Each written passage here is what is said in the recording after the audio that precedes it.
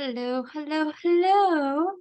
All right. So today's video, I'm going to just share insights on a way for you to get into exploring journaling. Maybe you already have a journal practice and some of this is old to you, or maybe some of this is new to you and it'll help you expand your journal practice. Uh, Journaling for me was something that I was very resistant to initially when I first heard about it and got into it, which is kind of odd because when I was a teenager, I loved journaling. I journaled so much, especially in high school when I was really going through stuff. And I even did a letting go and release ceremony about 3 years ago of my high school journal where I like burned it with salt and all these oils and stuff to just free myself of those energies, right?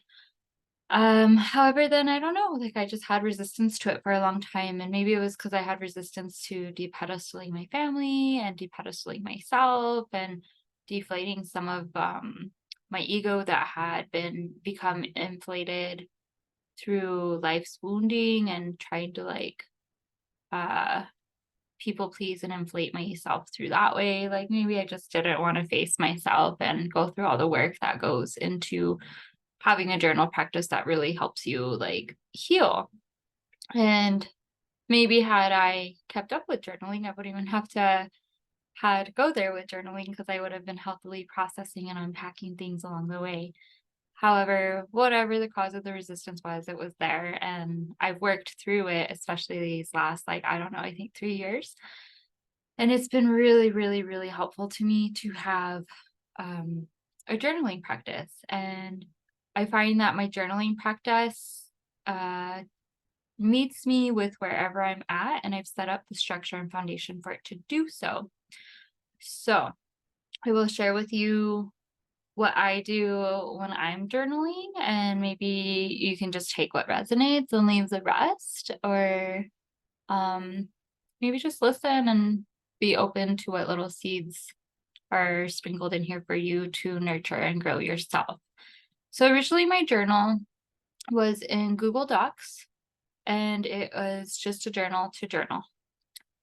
And then there came a point where I realized I was having a shift, like an internal shift, where I realized that my beliefs were different than my energetic mentor's beliefs. And I was having a really hard time differentiating what was mine and what was her. And then I like just kind of muddled everything together in my reality. So like, for example, what was going on at that time? Let's see.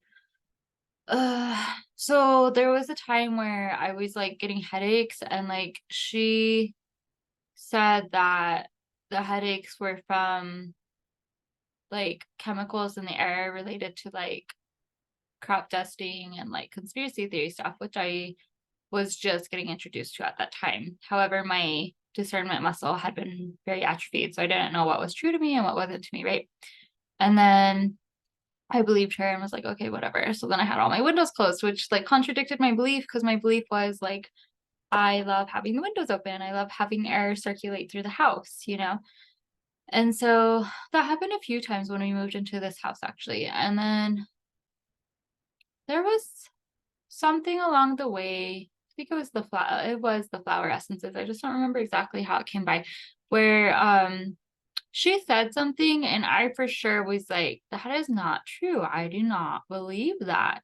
Which those of you that are like people pleasers or have like the tendency to kind of like lose yourself to your relationships, you probably understand this on some level. Like that confusion of like when something is sparked within you where you're like, that's not true. That's not my belief. But then you're faced with like allowing the losing of self to happen or defining of self to happen, right?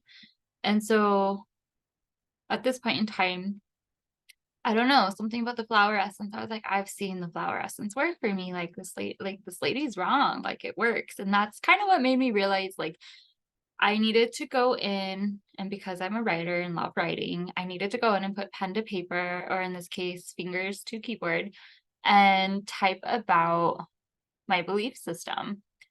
And so I did. I typed up a whole belief system. It's a working draft, and I wrote everything that I believed and everything that I did not believe. For example, like she believed in reptilians, so I wrote, I do not believe in reptilians. And she believed in the chemical stuff, and I didn't. And someone else believed that when you put your videos out on YouTube that people can drain you of your energy. And I found that the first time ever that I did a YouTube video that happened to me, and I was like so exhausted because of all these energy cords. So I took the video down, and then I was like, that just doesn't make sense. I've seen other YouTubers like do energy work and they don't seem drained or scared of other people. Like it's a belief thing. So then I wrote in my belief systems journal, like draft, I was like, I believe that I can put a video out there without it draining me of my energy. Like as soon as the video is out there, it's no longer connected to me. That is my belief. I don't care what you believe. Like that's my belief, and that's what keeps my energy safe. And so I wrote that. And then interestingly, when I posted my first video after removing that video, like I was a little nervous. I was like, oh, is it gonna happen again? And then um everything was fine. And I was like, oh wow, like the power of belief. So then along with my regular journal on Google Docs, then I created a working draft of my belief system on Google Docs, which sometimes I go back and I revise it. And sometimes I go back and I just like, I put my hands in like this position and I just read the whole thing out loud if I'm like having a moment of like doubting myself. And I'm currently like working on a way to create a class to help other people write down their belief systems, because there's so much power to like the written word. And so there was that. And it was interesting because then going back to the original example of the headaches, then I was like, maybe my body's trying to talk to me. So then I like Googled like spiritual cause of headaches. And the part that stood out to me that I resonated with was when there's a contradiction in your actions and your beliefs. And I was like, oh, how interesting. Like, I believe in fresh air and enjoying that. But then I'm closing my windows, closing them as an action because of this lady's belief. So then my body's like, hey, girl, pounding headache. You're not being true to yourself. And so once I realized that and typed it out and understood what was going on within my body and within myself, this is how I kind of rebuilt my connection with myself and my body too. I started a mind body connection journal. And in that journal, I write down, I go and I interrogate what's going on in my body. Anytime I have an ache or a pain, I go on Google, I do the spiritual cause of it, I take what resonates and I journal about it. And as soon as I journal about it, the next day it's gone. Sometimes even within like an hour, it's gone. Headaches I find kind of disappear the next day though. But yeah, it was pretty interesting. And like I've gotten to the point where like I know my headaches. Like I know that I get like a once a month like period headache. I know that I get headaches if I'm thirsty or dehydrated and hungry. And then I know that there's like my overstimulated headaches. And I know that there's the contradiction of belief headaches. So like I've learned through the mind body journal what's going on within myself. And so like another example of like that journal being useful. Let's see. I remember one time I thought it was really funny. My husband and I both had the same finger energy like injury. He I think cut his, and for me it was I had torn a hangnail, but our pointer fingers were both like super throbby and achy. And it happened at a time that we were both bickering. And I was like, huh, this is interesting. Both of our bodies are presenting the same injury. I wonder like what is going on. I hadn't mind body journaled in a while. So then I went on Google and did the spiritual cause of like finger injury. And then I looked up the spiritual meaning behind the pointer finger. And what I found that resonated was that, how did it say it? Was that when you are being rigid and pointing your finger at someone and defending yourself and not taking any blame or accountability, and you're in denial about your part, and like you're just like pointing fingers and not like and shifting blame. And I was like, oh my gosh, how funny, because my husband and I had both been doing that at that time. And so I told him about it, but he always, like, kind of is like, "Oh, that's cool," like, in my journey, but then he never applies anything I share with him. Well, not I shouldn't say never, but a lot of times he doesn't apply what I share with him about the mind-body connection to his own journey. Um, Maybe because he has, like, a mom that's a nurse, and so, like, he has resistance to that, much how I had some type of resistance to journaling. I don't know, but he doesn't apply it. So anyways, I was like, "Okay, well, I shared the knowledge with him. It's on him to do what he wants with it, you know?" And then I typed it all out and wrote my part where I understood where I was part of the problem. And then, I, uh, noticed the next day the throbbing in my finger went down. It didn't look like it was about to get an infection because sometimes my nails will get little infections, especially when I was like hand washing too much. But even like the hand washing too much when I was bartending, there was like a spiritual cause to that. And once I like journaled about it, it resolved it. But I've noticed that my fingers like to do that to give me like a little warning, like, hey, there's about to be a little pus pocket here if you don't journal about it. So yeah, I journaled about like the pointer finger thing. And then yeah, the next day it pretty much like resolved itself. And then meanwhile, my husband's was still sore for like 3 more days. So it was just really interesting. So I have my mind body journal that I go to constantly. I used to go to it a lot more, but now I find my body and I have a pretty good repertoire with each other where it doesn't have to like get my attention with aches and pains. Usually I'm able to like auto correct. So there's the mind body journal. That's one journal. There's the working draft belief system journal that I have going. It's not even a journal. It's just like a thing that I go to from time to time and edit and update, but I'm going to include it in this journaling video because it's important. Then in my regular journal of just like everyday life. And then the other one that I started when I was starting to heal my relationship with money and work on my relationship with money was I started a journal on Google Docs. All of this is on Google Docs where I called it Letters to Money, which also I want to point out with these journals, for a while, I did them on my husband's computer and it had a space bar. However, the space bar broke. But what I did is I kept typing and it didn't matter if my journal was jumbled. It mattered that I was connecting the message and then moving the energy out through the action of typing. So like if you looked at my journals, it'd be kind of hard to like decipher some of them because there's so many parts that don't have space bars. But the thing is like my mind and my body got the connection and worked it out just through the action of typing and moving the stuff along, right? So anyways, Letters to Money, I started to write letters to money. I would be like, "Dear money, it was so nice enjoying you in my life today. I bought myself some groceries. I'm so grateful for them.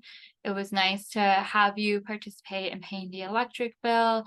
And I just started kind of like acknowledging where money was showing up in my life.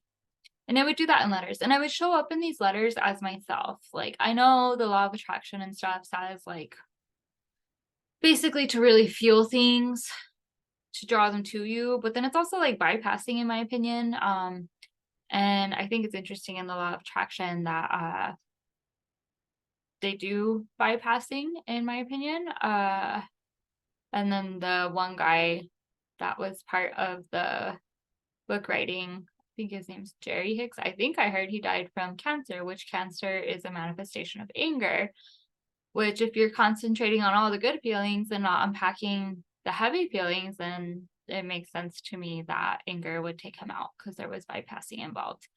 And I know that was like a big debate in the law of attraction community. So, anyways, with money, like, yeah, I desire to have lots of money and I desire to be wealthy and I desire to be a millionaire and I desire like to break the cycles in my family tree around scarcity and money and to bring in cycles of prosperity for my child and for their children. Like I am a cycle breaker and I realize being a cycle breaker is lifelong work. And so me putting in some of that work in the case of money is like writing letters to money as I am though.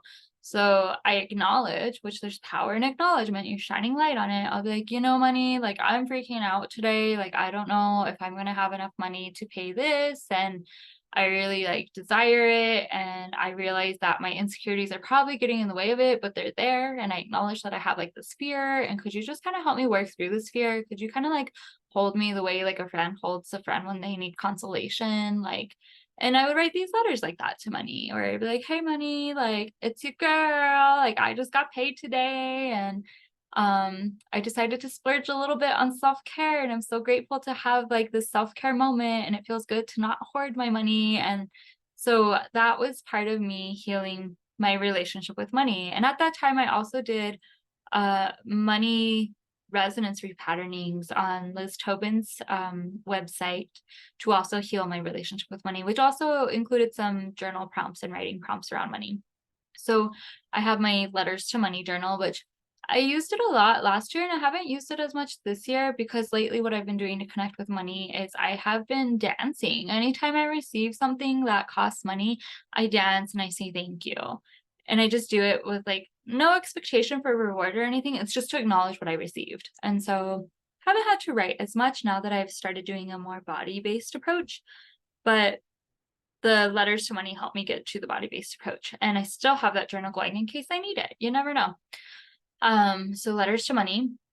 And then the other one that I started, I think this was my final one that I started. So I have like 4 or 5 working journals right now that are just like up for usage whenever I feel like journaling about them.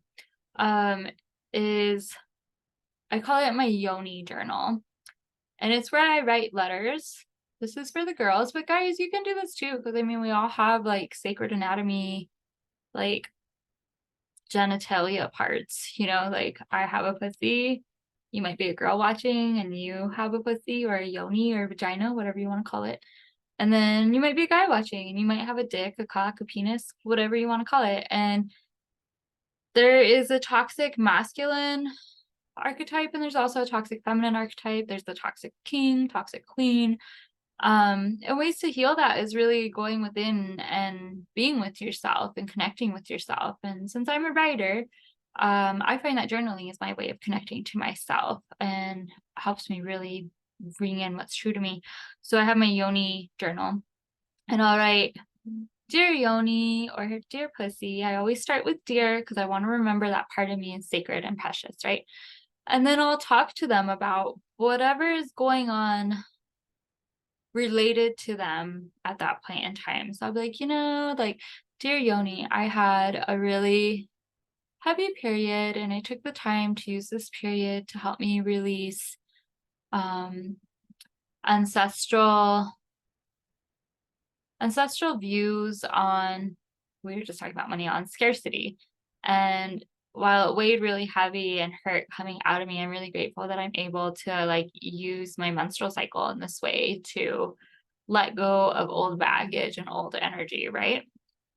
Or I'll be like, "Dear Pussy, like today I took time in Pussy Church and I rubbed myself in self-love oil and I listened to some really great 5 to 8 hertz music and I danced naked in front of the mirror and I looked at you as I was in the mirror and I was like, oh, my pussy is so beautiful. I'm so grateful for all that she stands for and does for me and has done for me when I wasn't even paying attention to her." And then I went ahead and I like self-pleasured and had like such a great orgasm and it was just so awesome, and I just want to like say thank you for sharing that experience with me. So then I'll do like that like journal entry to my Yoni just to show her that like I'm not trying to like exploit her if I'm self-pleasuring, because like some women I feel like we're taught like, oh, you masturbate to get one off, just like how guys do, right? But really I feel like since we have so many more nerve endings down there than a guy does, like it shouldn't just be to get it off. It should be to really self-pleasure and reclaim your pleasure. And guys could do that too. It's just, I don't know. That's like a whole nother conversation. But yeah, so like I like to let my Yoni know that I care about her and I value her and I value her pleasure. And as I acknowledge her through journaling, I find that my creativity has resurfaced and become much more consistent and flowy and reliable and promising and exciting and thrilling and passionate. And I find that even my relationship with money has become much more like I'm so aware of like all the abundance in my life, whether it be in the form of cash flow or the form of like I have all these lovely plants or like the abundance that I have with the internet at my fingertips. Like I'm just much more aware of abundance in my life, which is like really cool. And I know it's because of like the journaling with my yoni, because the yoni is a portal, you know? And so that's my other journal that I have. And I've been wanting to do an inner child journal for a while. Well, I wanted to a while ago, but I read somewhere you could do an inner child journal where you write a question. I can't remember if it's with like your non-dominant hand and then have your inner child answer. No, you have your inner child answer with your non-dominant hand and you write a question with your dominant hand to spark a conversation with them. And I wanted to do that a while ago, but I never did. And I don't know, I kind of still want to I don't know. I feel like I've gotten a pretty good relationship with my inner child over these last few years. So I haven't done that, but for some of you watching, maybe an inner child journal would be really helpful for you. And oh yeah, and then in healing like my sexual trauma, I've used my yoni journal quite a bit to acknowledge stuff and apologize to her where like I didn't have like that inner education I now have, and like I put her through some extreme circumstances, and it's been really healing for me to do that. And then I also use it with my yoni egg rituals. I'll journal afterwards what I like feel or release or how I feel lighter, just deepening that connection with that part of myself, my feminine energies. That way I'm not always in my masculine, which then leaves space for my husband in the relationship, because there for a while we were both like fighting for space. I feel like I was in my masculine, like making him feel unsafe in his masculine. And then I also sometimes write in notebooks still. It depends how urgent my journaling is, like the need for it is. If I don't have time to turn on the computer because it's slow or not charged, like I will journal in a notebook really quickly. I've discovered over the years you can journal on anything, and as long as you get it out, it's the action of getting it out, the energy will move. Oh, and then I do have a paper moon journal where I write all my moon intentions, new moon, full moon. And in that moon journal, I also have like anytime I pay for some like energy work that I deem as sacred that I want to take notes in, or anytime I want to take notes in therapy, I also like put those notes in my moon journal. It just feels more sacred and solid to me to do it in that, which that journal has a big thing that says you are awesome, and just feels like a good container for like the handwritten stuff. And then sometimes what I do to journal with myself, whether it's a mind body journal, regular journal, yoni journal, letter to money, I will just text myself. I'll like go to my contacts, select my name, and then I'll just start texting whatever it is that I have in my mind that I need to get out ASAP. And then that's another way that I journal. And sometimes I talk out loud and have conversations, but I just find that something for me with the like pen to paper action and flow, just like it really helps my body release things and recalibrate and balance and process. And it's just really, really helpful. Um, so hopefully this journaling video gave you some ideas on some ways to expand your journaling practice, or maybe you already knew some of this stuff, or maybe you're brand new to it. Hopefully it was helpful in some way. I appreciate you taking the time to watch. Feel free to subscribe to my channel to stay up to date on any new videos that I post. I tend to post consistently twice a month. And then I have smaller, like consistently larger videos twice a month. And then I have smaller videos that I try to put up about every other week. I stay pretty consistent on here, and I look forward to creating more content for you and receiving your feedback. Thank you so much. Have a great day. Be well. Aho.